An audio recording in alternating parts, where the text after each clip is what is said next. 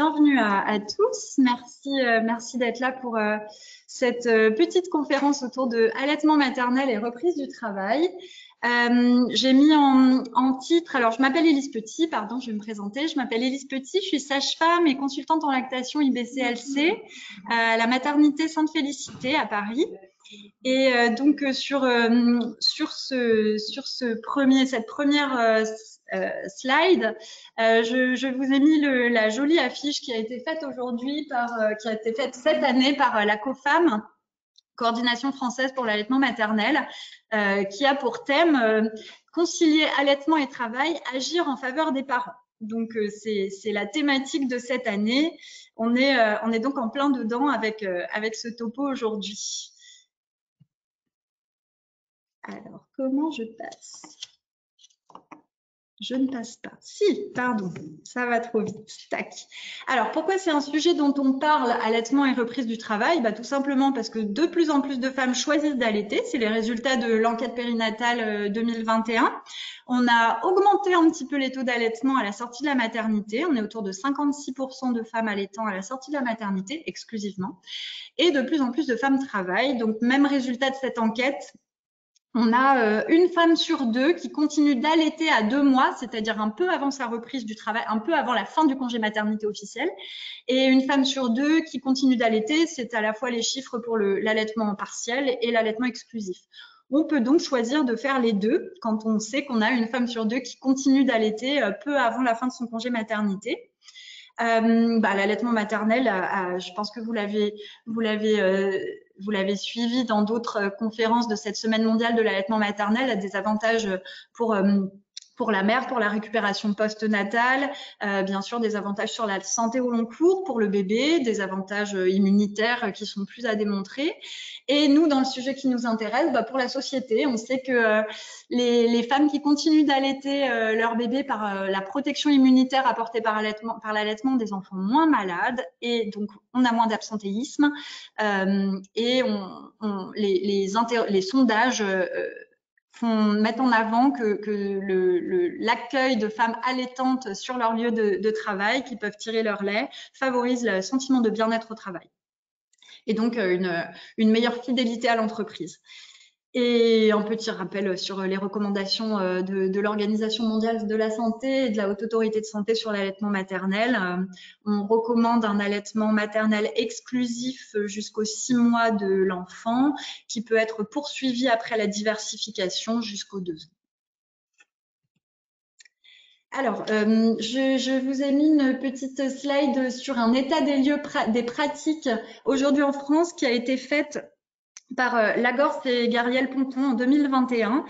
C'est intéressant sur les femmes interrogées dans un premier sondage sur les causes de sevrage, étaient 23% indiqué qu'elles sevraient en vue de la reprise du travail. Donc, allaitement maternel et reprise du travail, c'est vraiment un sujet à mettre en avant parce que ça fait malheureusement partie des causes de sevrage qui sont parfois involontaires. Et dans une étude plus récente, donc celle de Lagorce et Gabriel Ponton, on mettait en avant que 34% des mères avaient cessé leur allaitement prématurément dans le cadre d'une reprise de travail où l'allaitement maternel paraissait inadapté. Et donc, quand les femmes sont interrogées sur les conditions qui pourraient faciliter leur reprise au travail et quand elles expriment leurs besoins, elles mettent en avant le besoin d'avoir un endroit adapté pour tirer son lait et conserver son lait. Elles mettent en avant les horaires de travail qui devraient être vraiment flexibles. Et c'est pas une légère flexibilité, c'est une vraie flexibilité pour s'adapter à leurs contraintes de mère allaitante. Un soutien des collègues, l'aval bien sûr de la hiérarchie et évidemment un congé maternitaire allongé.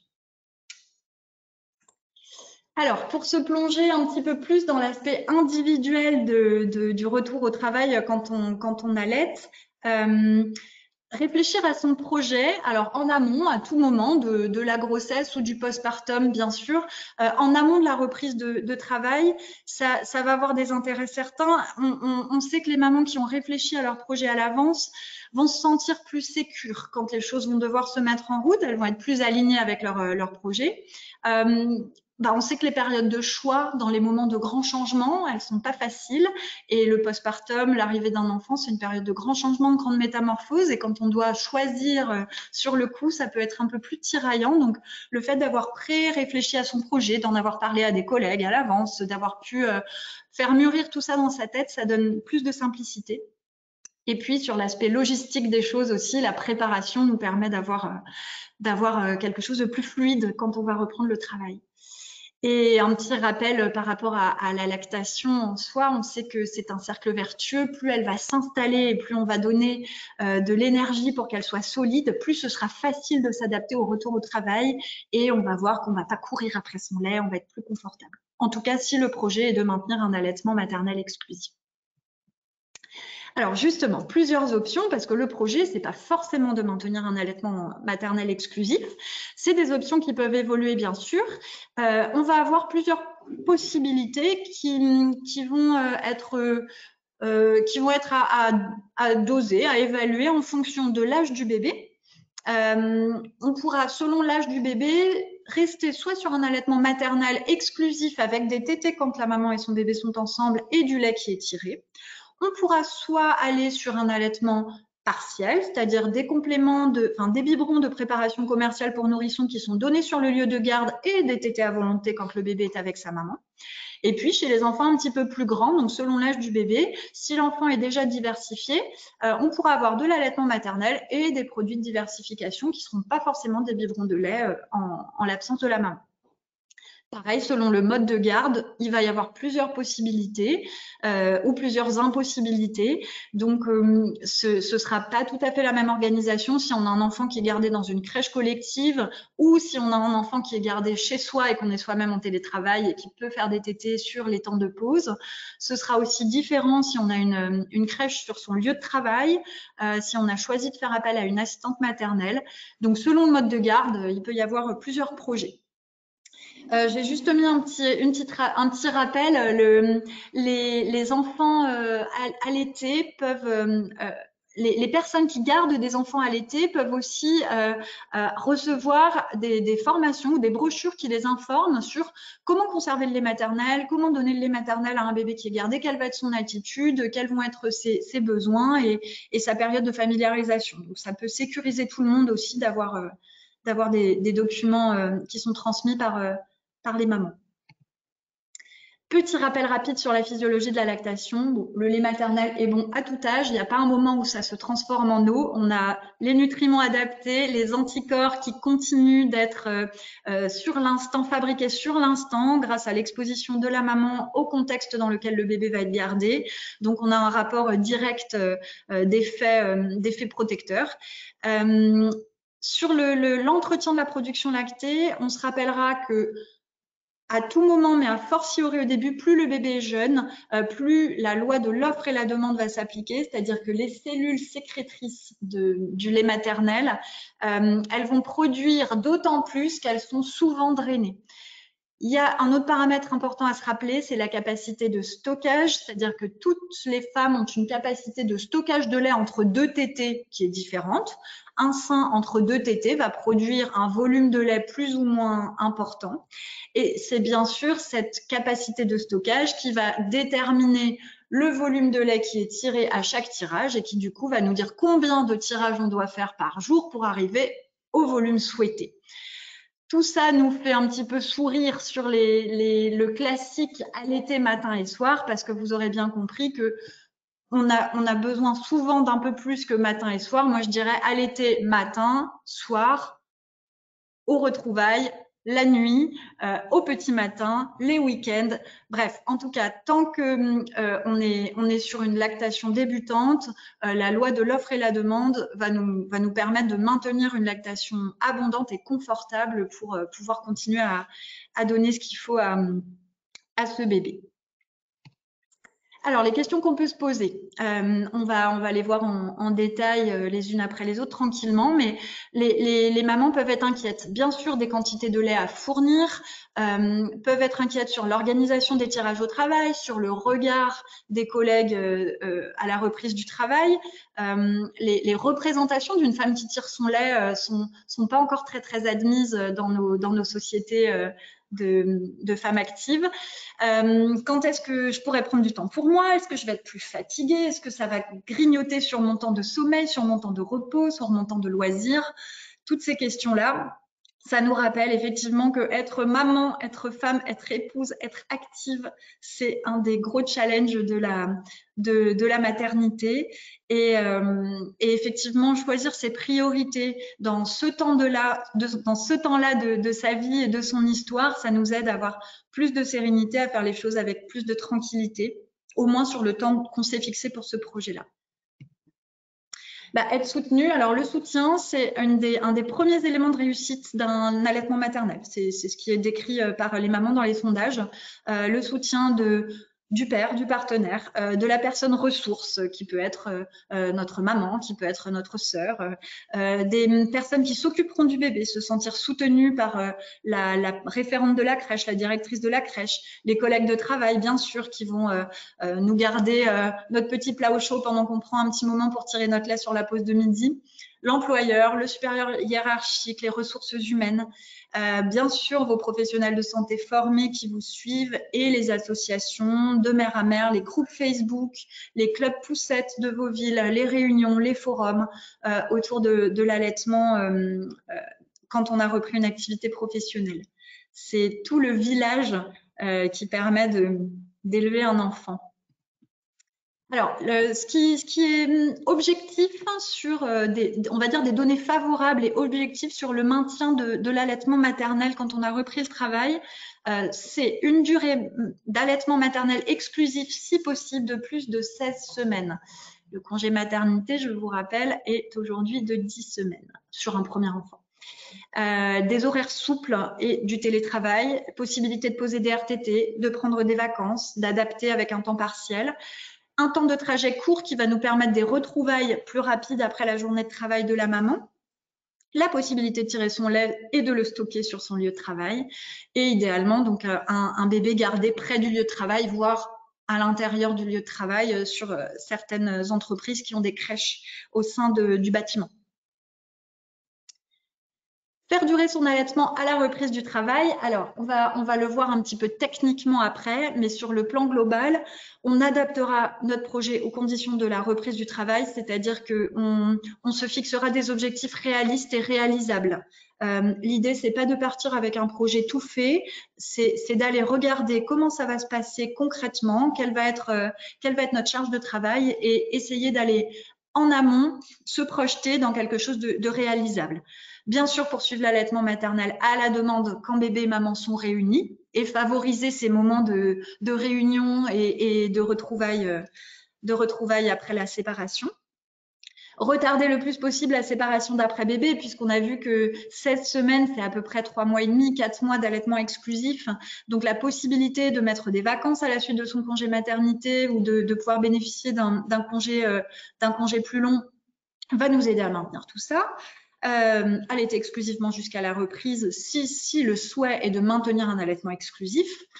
Pour un allaitement qu'on veut maintenir partiellement, on anticipera un petit mois avant sur la décroissance des tétés de jour sur la période d'absence pour être plus confortable à la reprise et se sentir en confiance. On s'entraînera à être rodé dans sa routine, dans le montage, le démontage de son tire-lait, dans le temps qui nous permet d'avoir une abondance suffisante. On peut constituer un stock de lait. Et puis, on accepte que tous les jours ne se ressemblent pas et qu'il y a des moments où son bébé va être beaucoup plus demandeur et des moments où il va être un petit peu plus dans l'indépendance et la recherche d'autonomie. Alors, je ne vais pas vous lire toutes les diapositives. Il faut surtout savoir que le Code du travail fait référence à l'allaitement. Plusieurs articles font référence à l'allaitement maternel. Et notamment référence au droit de la salariée d'avoir du temps dégagé sur son temps de travail pour aller allaiter son enfant ou pour pouvoir tirer son lait quand son enfant n'est pas sur place, quand elle ne peut pas aller se rendre sur place pour l'allaiter. Ce temps est décidé comme étant d'1 heure, qui peut être réparti en 2 périodes de 30 minutes, qui peut être réduit à une vingtaine de minutes s'il y a un local dédié au tirage sur le lieu de travail. La période est à décider en amont avec l'employeur. Et à défaut, elle sera placée voilà, à chaque milieu de demi-journée.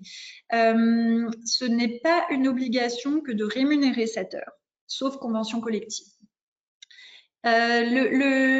L'histoire du local pour l'allaitement, il est censé être obligatoire à compter du moment où l'entreprise a plus de 100 salariés.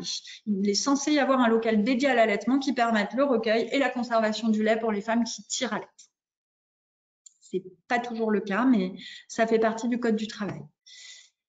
Alors, côté un petit peu plus pratique maintenant, les tire-laits, vous allez voir que c'est le florilège ces dernières années, on va dire depuis quelques années, on voit arriver des nouveautés quasiment quotidiennement.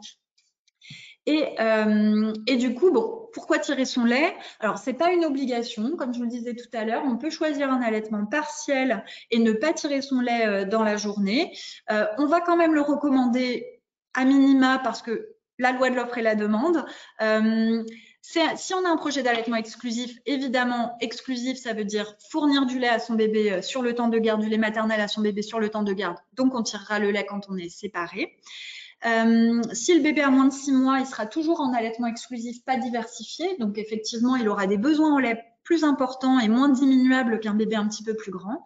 Et si la séparation est longue, en effet, on s'expose à plus d'engorgement, de fuite et une baisse de lactation parce qu'il y a un processus de diminution de la production lactée qui peut se mettre en place si le lait stagne dans les seins sur une longue période et de manière répétée.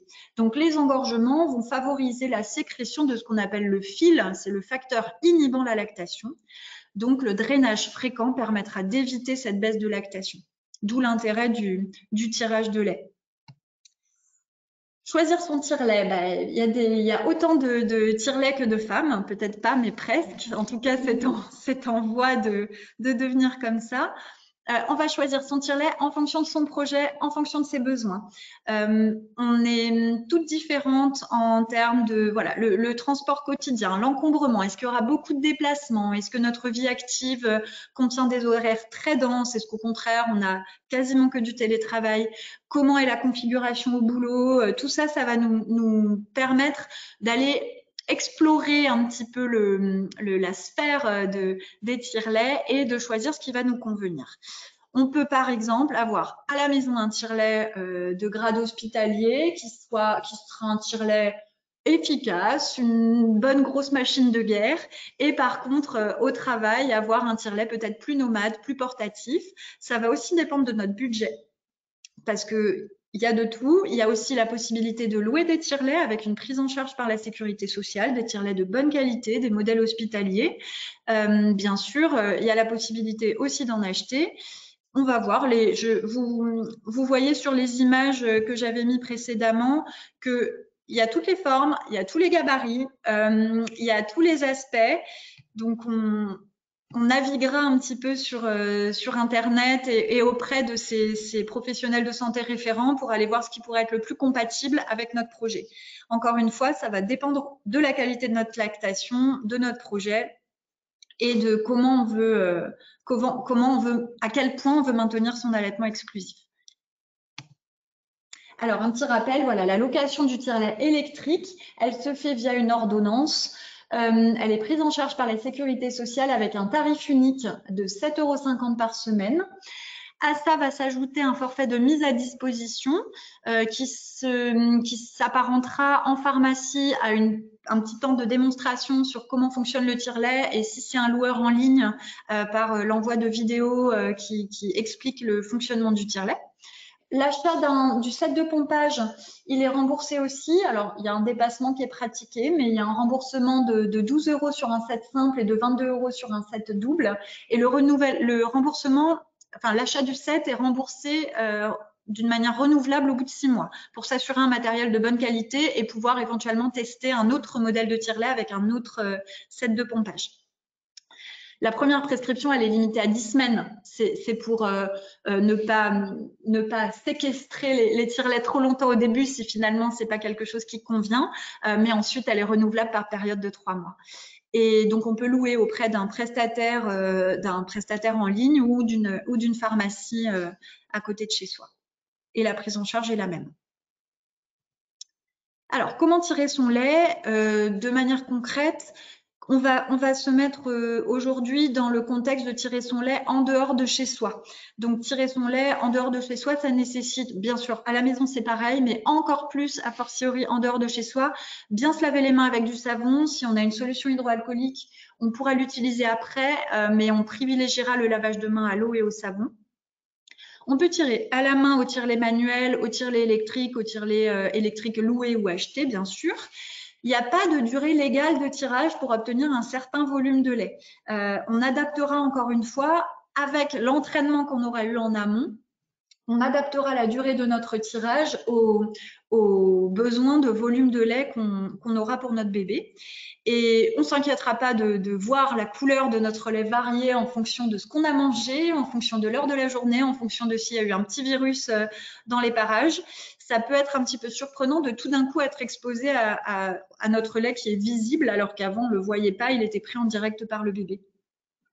Et sur l'aspect plus technique d'utilisation du tire-lait, on commencera par aujourd'hui, les tire-laits sont ce qu'on appelle biphasiques. Donc, il y a un premier réglage qui est une succion douce et assez rapide qui permet de régler le vide, qui va permettre de bien positionner le mamelon.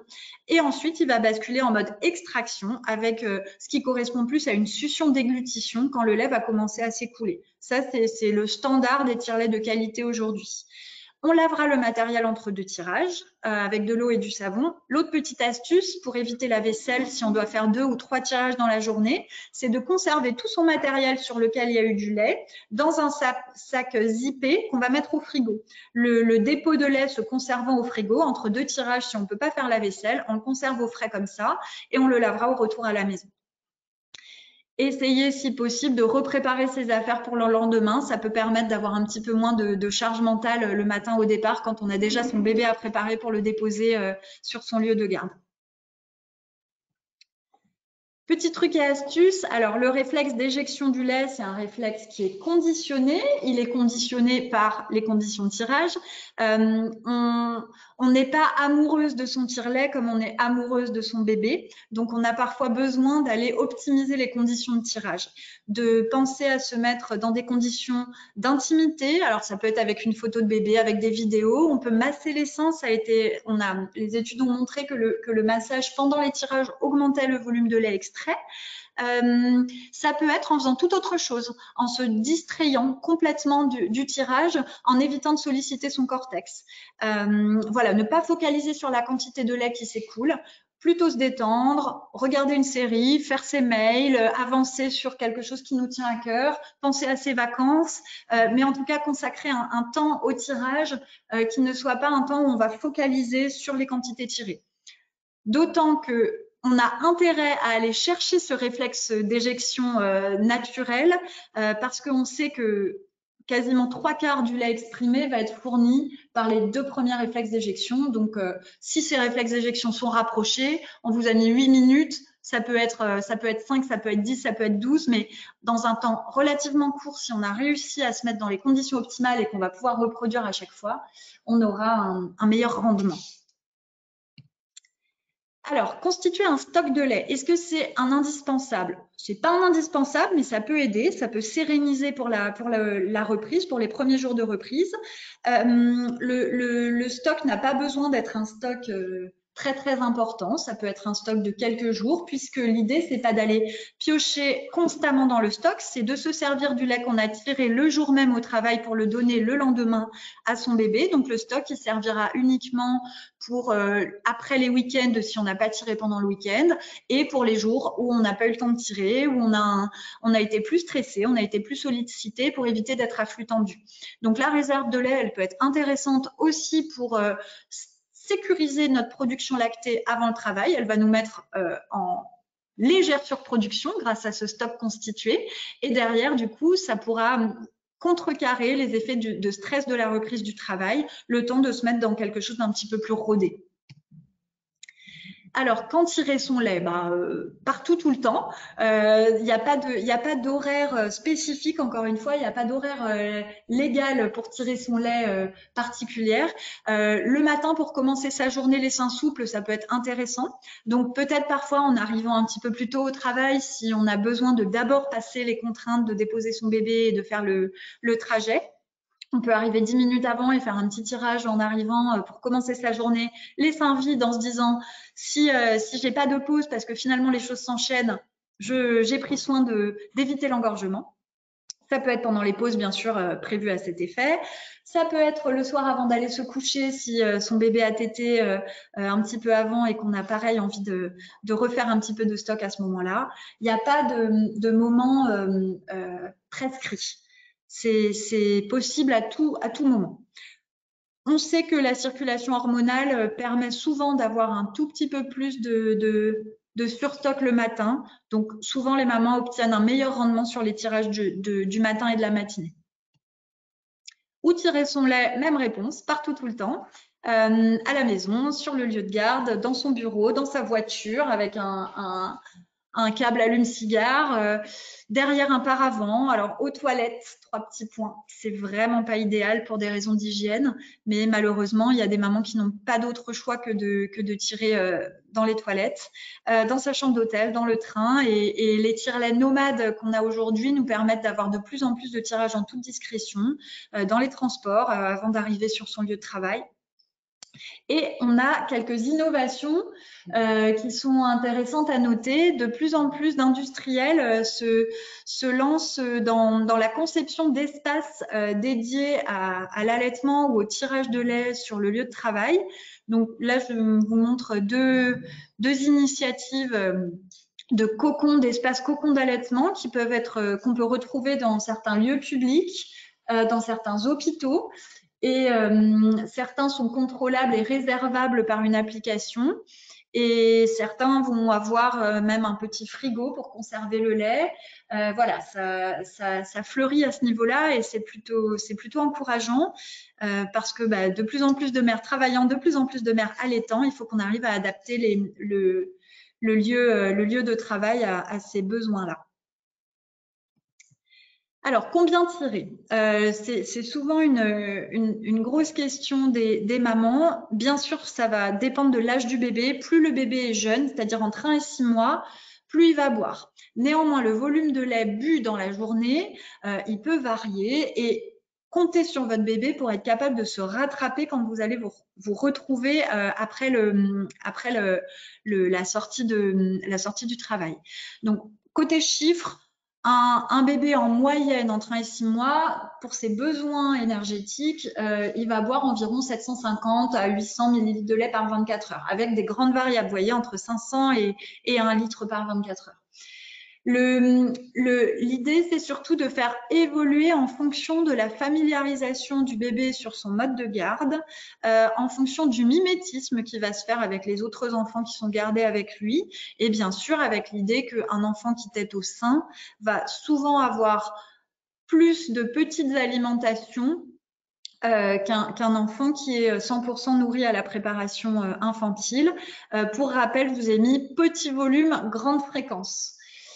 Pour le calcul du volume de lait à laisser sur le lieu de garde, il y a plusieurs manières de calculer. Vous pouvez retenir une trentaine de millilitres par heure de garde qui peuvent être proposés. Donc, on va partir de cette base de calcul, 30 millilitres par heure de garde. Ça va nous donner un volume global et ce volume global, vous le fournissez et il sera à répartir en différents nombres de prises selon les besoins du bébé. Bien sûr, l'idée, c'est que dans la période de familiarisation, le lieu de garde va observer le bébé et pouvoir être force de proposition à des moments opportuns. Il y a une autre règle, la règle d'Aper, qui consiste à se baser sur le poids du bébé, voilà, à voir en fonction de comment vous voulez calculer. Les deux reviennent à peu près au même. Et encore une fois, c'est pas fixe, ce n'est pas un objectif à atteindre absolument, c'est une proposition. Si vous tirez moins que ce que vous a donné ce calcul-là, vous pourrez tout de même proposer tout ce que vous avez tiré et les personnes qui gardent votre bébé vous aideront à faire évoluer l'alimentation du bébé. Pour conserver le lait, plusieurs choses importantes. On a parlé de l'hygiène des mains, du matériel indispensable. Pas besoin de stériliser ni les biberons, ni le matériel de tirage. Alors, les constructeurs demandent quand même une stérilisation initiale avant la toute première utilisation. Et ensuite, on pourra uniquement laver à l'eau et au savon. Et pour la conservation du lait maternel, il peut y avoir des recommandations qui vous semblent un petit peu contradictoires, c'est que entre les différentes agences, l'Agence française de sécurité sanitaire des aliments, entre les données américaines, la Haute Autorité de Santé, l'Academy of Breastfeeding Medicine, on va avoir des données différentes. L'important, c'est que vous ne cumuliez pas les maxima de conservation et qu'on reste dans une fourchette qui soit raisonnable dans tous les cas. Sachez qu'en France, le lait frais va se conserver 4 heures à température ambiante. Décongelé dans le réfrigérateur, le lait devra être consommé une fois sorti du frigo dans l'heure qui suit. Il est moins stable que le lait frais. Et le lait pourra se conserver pendant 48 heures au frigo et au congélateur pendant 4 mois. Vous voyez que sur les données internationales, on a des temps de conservation qui sont un petit peu plus longs. Le lait frais est considéré comme propre à la consommation jusqu'au maximum 5 jours. Donc, dans ces informations-là, il faut soi-même aller essayer d'être au plus proche des recommandations de notre pays, mais avec peut-être la souplesse de la connaissance de ce qui se fait ailleurs. Conservation du lait, encore une fois. Alors, les récipients propres, bien sûr, mais ça peut être toutes sortes de récipients qui vont être propres à l'alimentation, qui vont être dédiés à l'alimentation. Donc, ça peut être des petits biberons, ça peut être des petits pots de conservation du lait, ça peut être des sachets de congélation pour le lait maternel, ça peut être des sacs à glaçons, des bacs à glaçons, des petits moules à gâteaux en silicone. Faites des petites quantités parce qu'encore une fois, un bébé allaité, il va prendre souvent de petits volumes plutôt que de gros volumes espacés. Pour pouvoir donner le lait à la structure de garde ou à l'assistante maternelle, on notera la date et l'heure de recueil, le nom de l'enfant et la quantité de lait peut être intéressante pour vous à noter sur le sachet ou sur le bac parce que le volume va changer avec la congélation. La quantité sera la même, mais à la congélation, le volume augmente un petit peu. Quand vous faites plusieurs recueils et que vous voulez congeler le cumul des recueils de la journée, prenez garde à bien mettre les différents recueils à même température avant de les mélanger. Donc, on ne versera pas du lait chaud sur du lait qui est déjà frais. Réchauffer du lait maternel, pas au micro-ondes. Pour réchauffer un biberon, on essaiera de plutôt être sur du bain-marie ou du chauffe-biberon. Pour du lait décongelé, on privilégiera la décongélation lente plus que la décongélation rapide pour la conservation des nutriments et la stabilité des éléments du lait. On pourra placer le lait au moins 6 heures, ça peut être 12 heures la veille pour le lendemain dans le frigo pour une décongélation lente. Alors, à la reprise du travail, ce qui va changer, donc le mode de garde, bien sûr, le contenant, l'alimentation du bébé va aussi être en évolution. Les tétées nocturnes peuvent revenir un petit peu en force, transitoirement ou pas. Les retrouvailles vont être importantes et la variation, la fluctuation de la lactation, c'est aussi quelque chose qui peut être jugulé. Donc, sur le mode de garde, pareil, dans l'anticipation, dans votre projet d'allaitement à la reprise du travail, on va essayer d'anticiper la discussion ou les renseignements pris via des connaissances, des groupes Facebook, des forums de voisinage sur la capacité et les modalités de réception du lait maternel par le mode de garde, l'assistante maternelle, la nounou, la crèche. Il y a plusieurs villes qui ont édité des circulaires municipales pour dire aux crèches municipales comment conserver le lait et établir un guide à l'usage des personnels de crèche. Donc ça, c'est fait au niveau municipal. Ça peut être intéressant de demander aussi à sa mairie si les circulaires existent. Il y a une période de familiarisation qui est plus ou moins longue en fonction du mode de garde. Ça va permettre au bébé de prendre ses nouveaux repères, aux personnes qui le gardent de s'adapter à lui, à son rythme. Et on se rappelle que c'est une période de transition. Donc, la transition pour les bébés, c'est pas forcément quelque chose de très naturel et ça peut demander de renforcer son maternage dans cette période-là. Et peut-être que le bébé aura besoin, pour se familiariser aussi, d'avoir plus de portage, d'être plus bercé, de prendre de petites quantités répétées. Et j'insiste là-dessus, ce sont pas des mauvaises habitudes, c'est pas un rétropédalage, c'est simplement donner à ce bébé les compétences de s'adapter pour que derrière ce soit fluide pour tout le monde. Et votre bébé, il associe ce qui lui est donné avec la personne qui s'occupe de lui.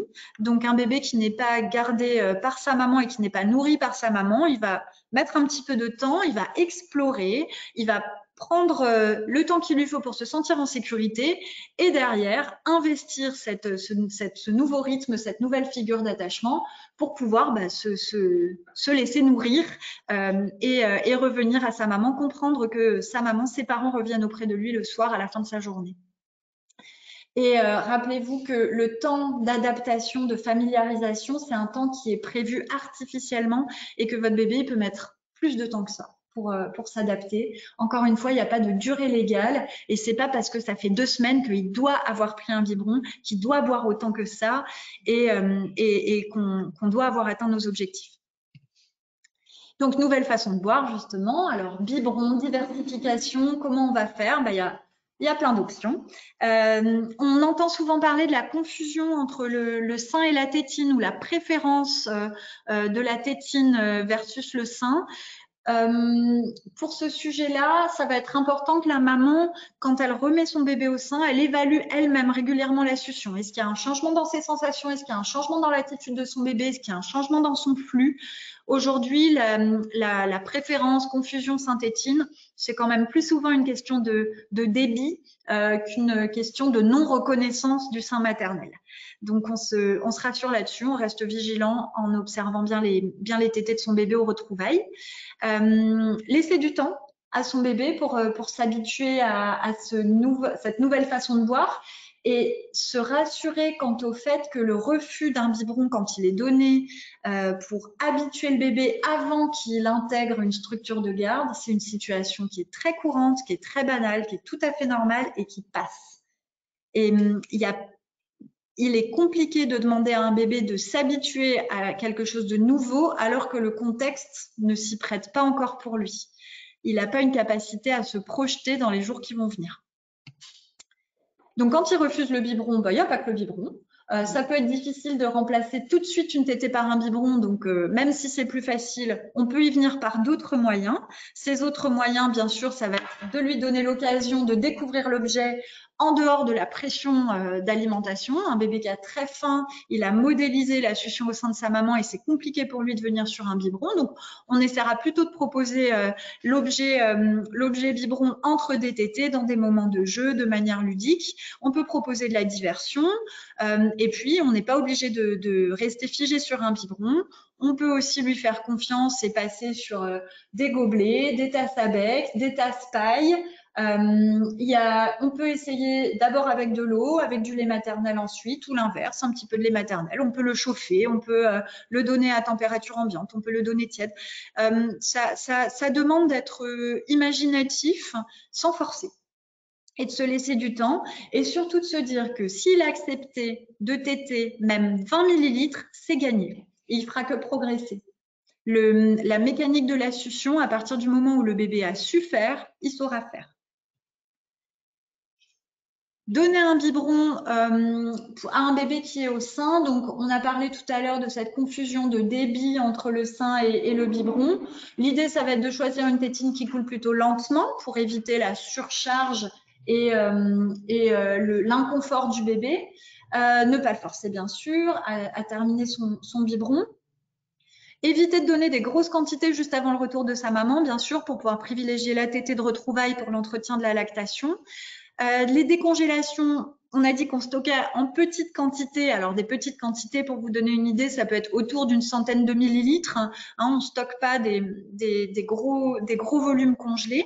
Et à savoir qu'il existe aujourd'hui, on entend parler d'une technique qui s'appelle le paced bottle feeding. C'est le biberon à l'horizontale. C'est bébé qui dirige la tétée. Donc, c'est un moyen de laisser le bébé réguler le flot avec une position un tout petit peu plus droite pour le bébé, qui est verticalisé avec un biberon un peu plus horizontal, légèrement incliné, on va dire, pour que la pression de volume de lait qui arrive dans la bouche du bébé ne soit pas trop importante et que du coup, il puisse avoir la main sur le débit, comme il l'a quand il tète avec sa succion.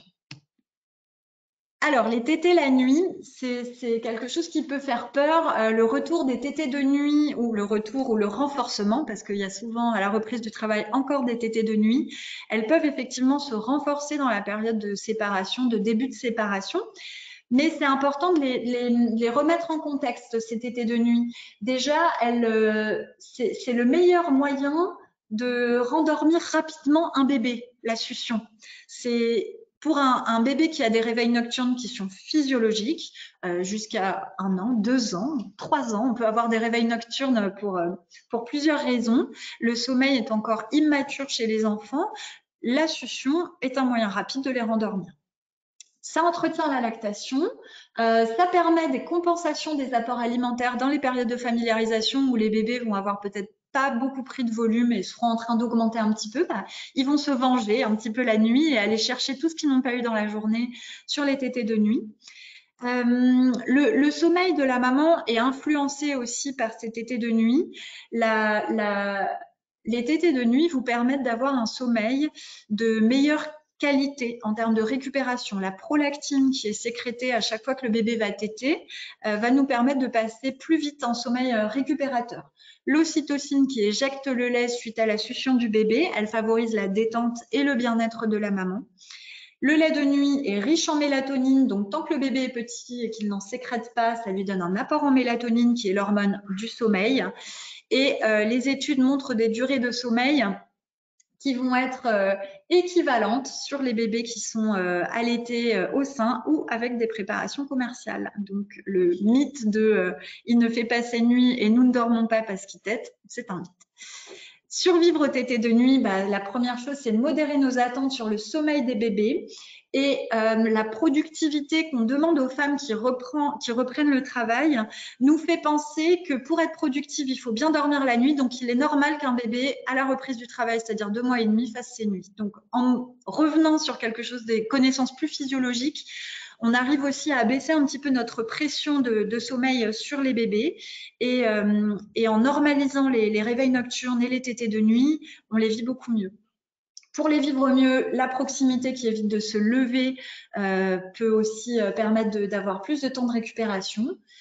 Déléguer les tâches le plus possible et en tout cas les partager à minima et bien sûr être soutenu dans ces moments d'allaitement. En tout cas, le temps de rodage avec la reprise du travail, le soutien va être aussi très important avec un partenaire et des proches qui vont donner du sens à ce projet de maintien de l'allaitement qui va passer par des tétées de nuit potentiellement plus renforcées.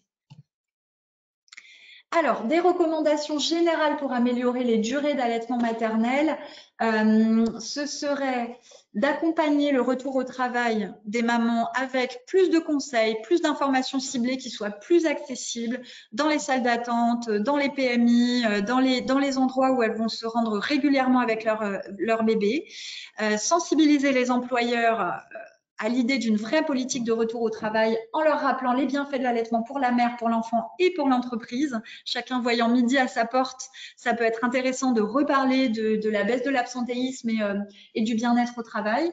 Petit rappel au code du travail, en tout cas, peut être aussi intéressant. Le local d'allaitement, vous avez vu qu'il y a des initiatives qui sont de plus en plus innovantes et c'est le premier critère qui est mis en avant par les mamans sur les difficultés de tirage au travail. Et bien sûr, en parler autour de soi, s'informer, c'est la meilleure des manières pour diminuer les inquiétudes liées à la reprise. Alors, en conclusion, ce qui va nous aider, ça va être de suivre notre propre projet, partir de nos priorités du moment. Qui je suis, quel est mon bébé, qu'est-ce que j'ai envie de faire, qu'est-ce qui me fait plaisir, qu'est-ce que j'ai pas envie de lâcher tout de suite, qu'est-ce qui au contraire m'est pénible, et j'en parle à mes personnes ressources, et comme ça je constitue mon village de soutien. On s'informe avec des réunions, des publications, Internet, les réseaux sociaux aujourd'hui sont une grosse source d'information et de soutien. Et puis, une fois qu'on s'est informé soi-même, on passe le mot à son voisin et on informe par la suite. Et on se fait un relais de tout ce savoir pour les autres mamans plus tard. On s'entoure d'amis qui ont allaité, de professionnels de l'allaitement, de mamans via les associations, les forums, les groupes Facebook, les clubs poussettes. Si on est sur l'idée de maintenir un allaitement exclusif ou prédominant, on sait que le retour à des tétées exclusives le week-end avec des lunes de miel maman-bébé et des moments priorisés de contact avec son bébé vont favoriser le maintien d'une belle production lactée. On peut donner plusieurs tétées le matin avant de partir au travail, plusieurs tétées le soir. On profite des tétées de nuit. On se repose bien sûr le dimanche en soirée quand on veut.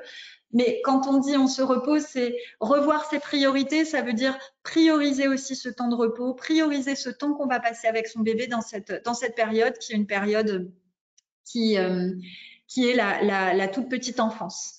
Et ça nous permettra aussi d'abaisser la pression là où c'est possible, parce qu'en fixant bien ses priorités, on arrive à trouver de l'espace pour pouvoir s'épanouir dans cet allaitement avec la reprise du travail. Merci beaucoup.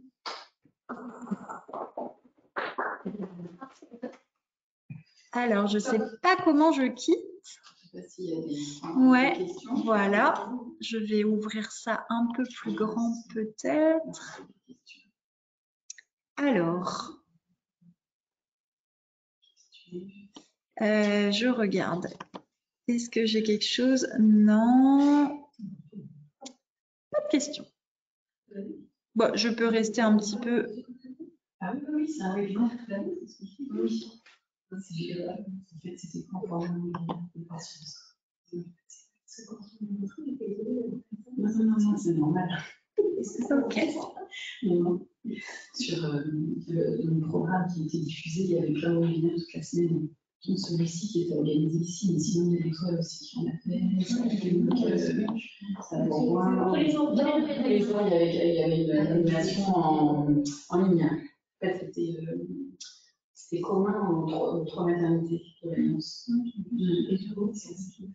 Alors, j'attends un petit peu pour voir s'il y a quelques questions sur tout ça. Hop.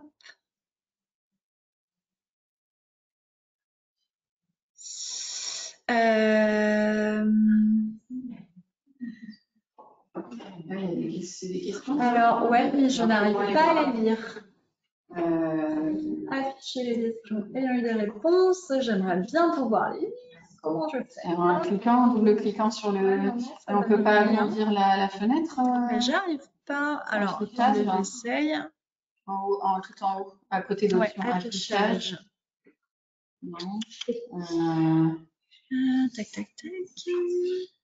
Question. Ah, j'ai affichage question. On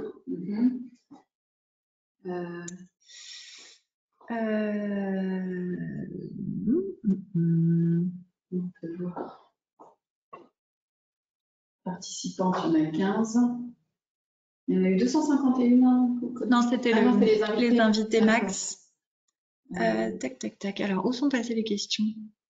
C'est intéressant, on ne les voit plus. Oui, c'est ça. C'est qu'en fait, c'est juste un affichage. Et en affiché. Et là, je ne vois pas. C'est en milieu. Et ce petit clic-là, oui, ça va peut-être bien ça, en fait. Ah non. Non, c'est supprimer le panneau. On va pas faire ça. Non, là, c'est supprimé, mais celui-là, c'est celui-là. Ouais, c'est la même chose. Ah, je suis navrée. Et en double-cliquant en double-cliquant sur le bandeau. Ça va le cacher peut-être. Non, ouais, ça cache. j'ai qu'un seul clic de possible. Oh là là, je suis désolée. Les petites choses ici, là, c'est quoi? Donc là, il y a le Ça, micro, c'était sur le et là, partage. c'est pause, en bas. Donner le contrôle à un participant, désigner un participant. Est-ce que Morgane peut nous aider en ligne, là, pour nous dire comment on fait pour les questions, pour afficher les questions? C'est... Ouais. Je demandais à... Ma sœur Marie-François. Ah là, je viens d'avoir un truc, c'est Morgane qui a dû intervenir, parce que j'ai fait la même chose que tout à l'heure. Alors, je vais essayer de les lire d'ici, parce que c'est tout petit. Bonjour, est-il possible de récupérer votre diapositive, car je n'ai pas eu le temps de prendre note de tout ce que vous avez précisé. Alors, il est possible que les webinaires soient partagés après, je sais pas. Je sais pas. Bah, il faudra qu'on voit avec l'équipe technique. Le webinaire a été enregistré et c'est diffusé effectivement aux participants. Si ça peut être une forme de replay. C'est une question qu'on va poser au service communication, tout à fait. Ah bah, elle a... Alors, merci. Non, c'était très intéressant et rassurant. Bah, merci. Si je comprends bien, l'employeur doit mettre à disposition une salle pour tirer son lait avec un réfrigérateur où ce n'est pas si... Il n'y a pas de salle prévue. Oui, mon entreprise a... C'est évident pour la question du réfrigérateur comme mode 1. Une entreprise a plus de 100 salariés, mais pas de salle prévue pour tirer son lait. Mais de réserver une salle de réunion, mais sans mode de conservation frigo. Et alors, bah, il faut qu'on regarde les diapositives, en effet, sur les modalités d'installation de la salle. Je vous retrouve ça tout de suite. Elles sont, je ne les connais pas par cœur, hein, c'est pas très intéressant à connaître par cœur, mais c'est très intéressant à savoir retrouver. Alors, tac, c'est là. Hop. On va avoir... Hop.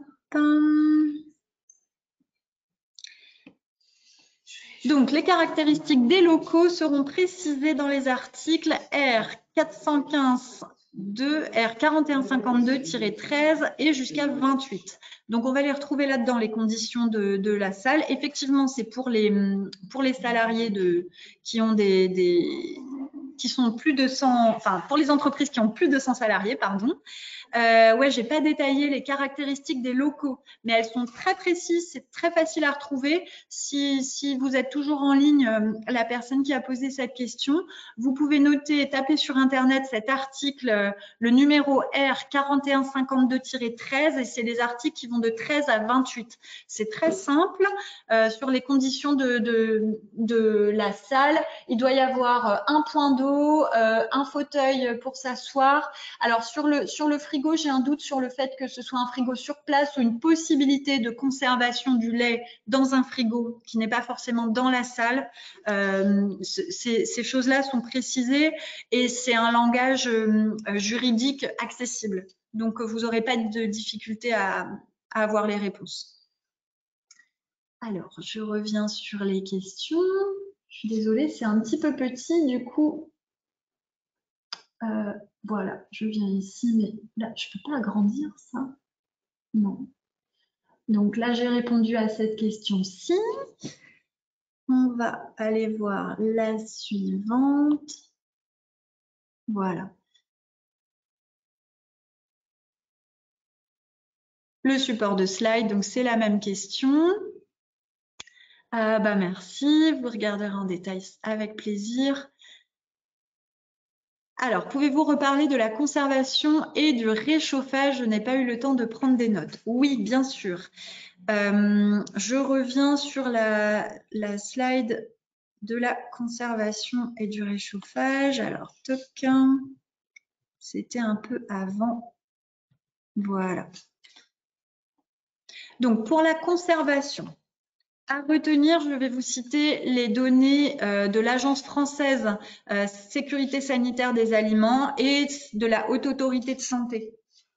Pour la conservation du lait maternel, du lait fraîchement tiré dans des conditions d'hygiène optimales, avec lavage des mains, tire-lait personnel et matériel propre à l'avance.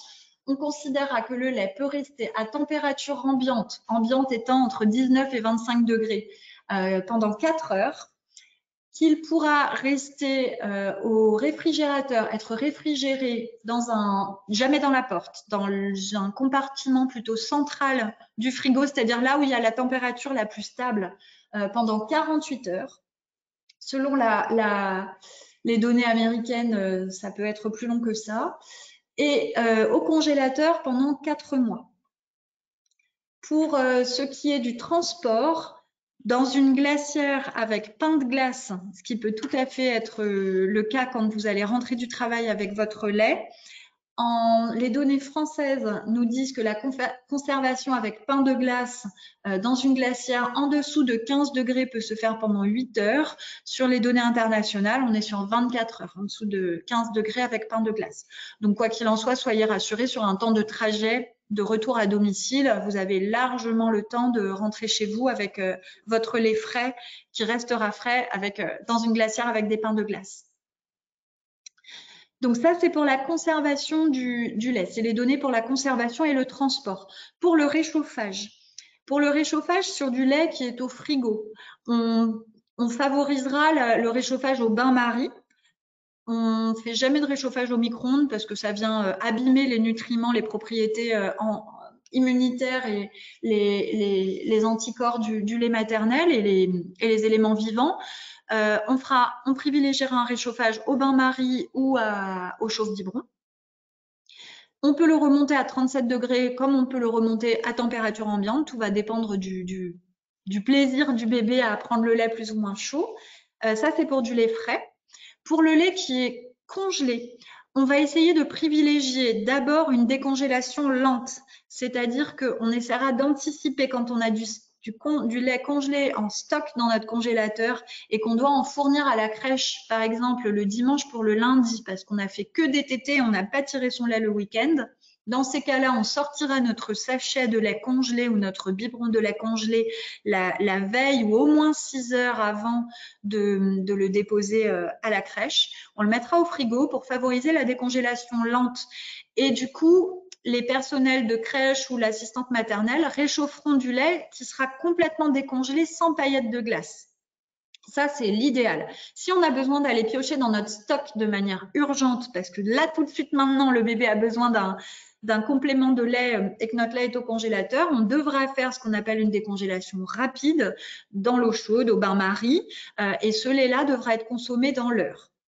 Le lait qu'on a mis au frigo alors qu'il sortait du congélateur, lui est valable pendant 24 heures, à partir du moment où on l'a sorti du congélateur. Ça veut dire que si on l'a sorti la veille, il devra être consommé dans la journée du lendemain. On ne pourra pas le récupérer pour le garder pour le jour d'après.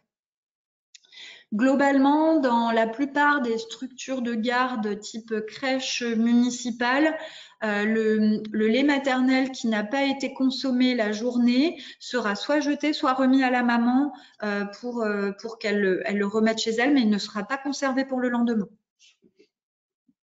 D'où l'intérêt de faire des petits volumes de stock. Alors, j'essaye de continuer sur les questions. J'espère que j'oublie personne. Alors. Tac. OK. Donc, pour les slides, on a dit qu'on allait voir avec l'équipe technique. En effet, moi, je peux laisser ma présentation. Est-ce que les montées de lait deviennent à un moment régulières sur une journée? Je suis à mon compte, naturopathe et masseuse, avec mes rendez-vous durant 1 heure et 2 heures. Si j'ai une montée de lait pendant un rendez-vous, comment faire? Alors, encore une fois, plus l'allaitement s'installe et plus on a je caricature un peu, mais plus on va avoir d'élasticité dans les seins. Donc, vous allez avoir le temps d'anticiper, c'est-à-dire que vous pouvez tout à fait à l'avance sur votre planning caler à des intervalles réguliers des petites pauses qui vont vous permettre d'aller enlever le surstock de lait qu'il y a dans vos seins ou faire un tirage pour avoir plus de confort et éviter les montées de lait, parce que là, ce que je comprends, c'est surtout éviter les fuites finalement ou éviter les douleurs en cours de travail.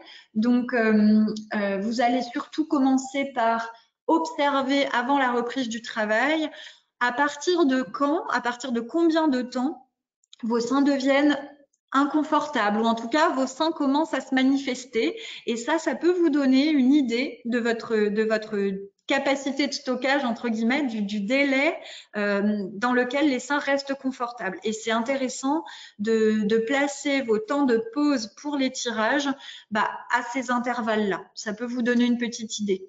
C'est souvent arrivé qu'un bébé soit dorme plus longtemps, soit parti en balade avec quelqu'un d'autre, et que du coup, il y a eu un petit peu plus d'espacement entre deux tétés. Et du coup, dans ces moments-là, on va se dire, ah, là, au bout de tant de temps, je sentais que mes seins commençaient à se manifester.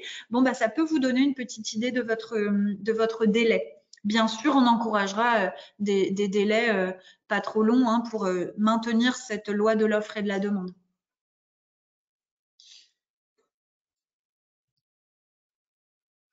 Alors, tac. Peut-on utiliser le lait décongelé non consommé pour mettre dans le bain de bébé? Bien sûr. Le lait décongelé non consommé, le lait frais qui a dépassé la date de consommation recommandée, le lait frais qui a déjà été réchauffé une fois, donné au bébé mais qui n'a pas été fini. Bien sûr, vous pouvez l'utiliser pour le mettre dans le bain, pour le mettre en cataplasme en cas d'érythème fessier. Voilà, c'est un lait qui peut… Certaines mamans font des savons. On peut être créative avec le lait maternel qui reste. Et pourrez-vous reparler de la conservation et réchauffage? C'est bon, j'ai fait. Écoutez, je pense avoir fait le tour des questions.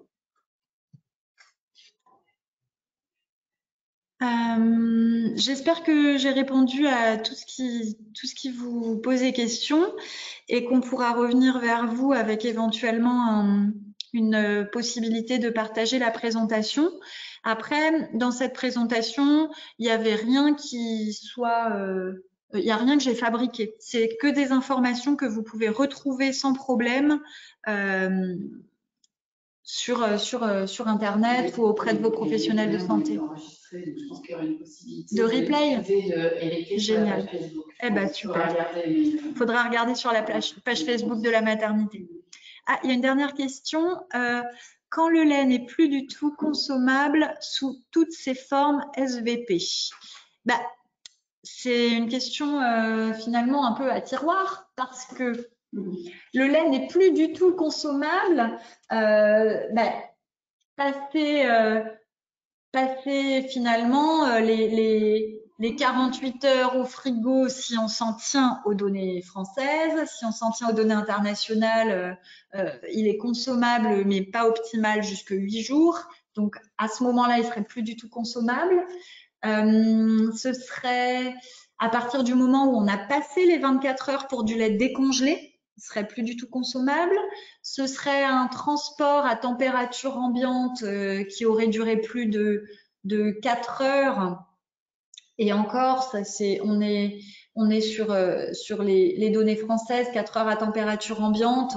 Est-ce qu'on jette le lait derrière? Est-ce qu'on étend un petit peu les durées de conservation? C'est toujours délicat de dire à une maman de jeter son lait. Néanmoins, moi, je pense que vous avez intérêt à vous fier surtout aux conditions de recueil. Ce ne sera pas pareil sur du lait que vous avez tiré chez vous, dans votre contexte, dans votre environnement, votre microbiote domestique, je dirais, que du lait qui a été tiré sur votre lieu de travail, dans des conditions d'hygiène qui sont parfois un petit peu moins qualitatives, qui a été transporté ensuite. Voilà, vous ne mettrez pas la même confiance et la même sécurité dans la stabilité du lait selon le lieu sur lequel il a été tiré et les conditions de recueil. Donc, en tout cas, ce qu'il faut retenir de ces données-là, 4 heures à température ambiante, 48, 72 heures au frigo, 4 mois au congélateur, c'est surtout que on ne va pas aller chercher les maxima à chaque fois. On ne va pas laisser du lait 4 heures dehors pour ensuite le laisser passer 2 jours au frigo pour ensuite le mettre au congélateur. Essayez autant que possible de favoriser la réfrigération la plus rapide possible. C'est ce qui va donner de la stabilité au lait pour le figer un petit peu comme il est quand vous l'avez tiré, sur cette qualité-là. Voilà, j'espère que j'ai répondu.